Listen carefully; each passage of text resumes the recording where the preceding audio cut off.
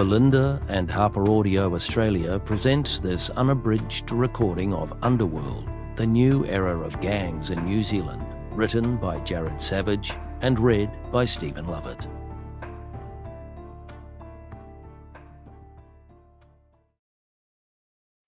For Grandad, my biggest and completely biased fan. Miss you. Content warning. References to drugs and violence. Introduction. This is the final book in a trilogy. The first episode, Gangland, 2020, traced the evolution of the methamphetamine drug trade in New Zealand from the late 90s to 2020. The second episode, Gangsters' Paradise, published in 2023, focused on the escalation of organised crime since the first book was published.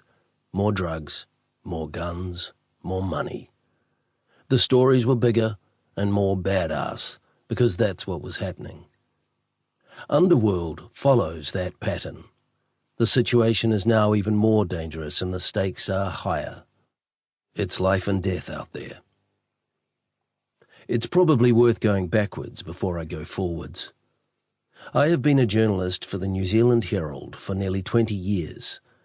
I spent most of my time writing about organised crime, drugs, guns, gangs and money. Lots of money. Way back in March 2009, a source tipped me off about a case being heard in the High Court at Auckland that morning. A significant methamphetamine dealer was being sent to prison, likely for a very long time, and the source hinted that the case involved some very interesting details. I had never written about methamphetamine or organised crime before. What I heard in the courtroom that day was fascinating. The guy in the dock was a geeky-looking Chinese man with a cool nickname, Four-Eyed Dragon. The amounts of money he'd made through selling meth were staggering. There were no other reporters in the courtroom, and I couldn't quite believe my luck as I walked back to the office with the facts of the scoop scribbled down in my notebook.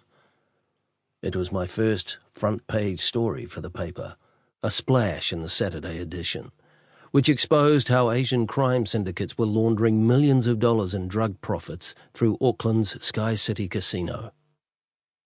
It was also my entree into New Zealand's growing obsession with methamphetamine, and the people. Colourful characters is a kind way of describing them, peddlers of misery is another way of putting it, who inhabit the criminal underworld. Reporting on that hidden world was addictive. I was as hooked as a junkie on methamphetamine, although the results were less damaging to my health.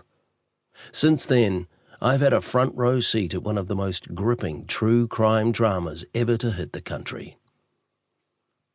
Organised crime is about one thing, and one thing only: making money. In the 1970s and 1980s, organised crime in New Zealand was small beer. Those making money from crime lived locally. The illicit commodities they sold, such as cannabis and stolen property, were sourced locally. Their networks and customers were local too. Back then, organised crime was a corner dairy. But then smart criminals started to look overseas in order to expand their business. Members of motorcycle gangs such as the Headhunters were among the first to recognise the fortunes to be made from methamphetamine, a drug that in the late 90s was just becoming popular in New Zealand. Meth soon became the hard drug of choice, ensnaring thousands upon thousands of users.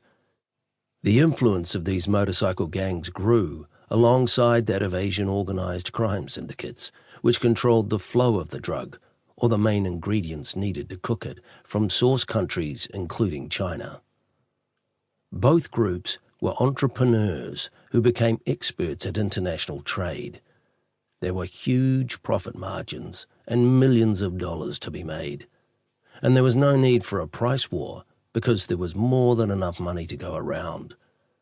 Offshore connections provided a huge boost to the local drug economy in the early 2000s.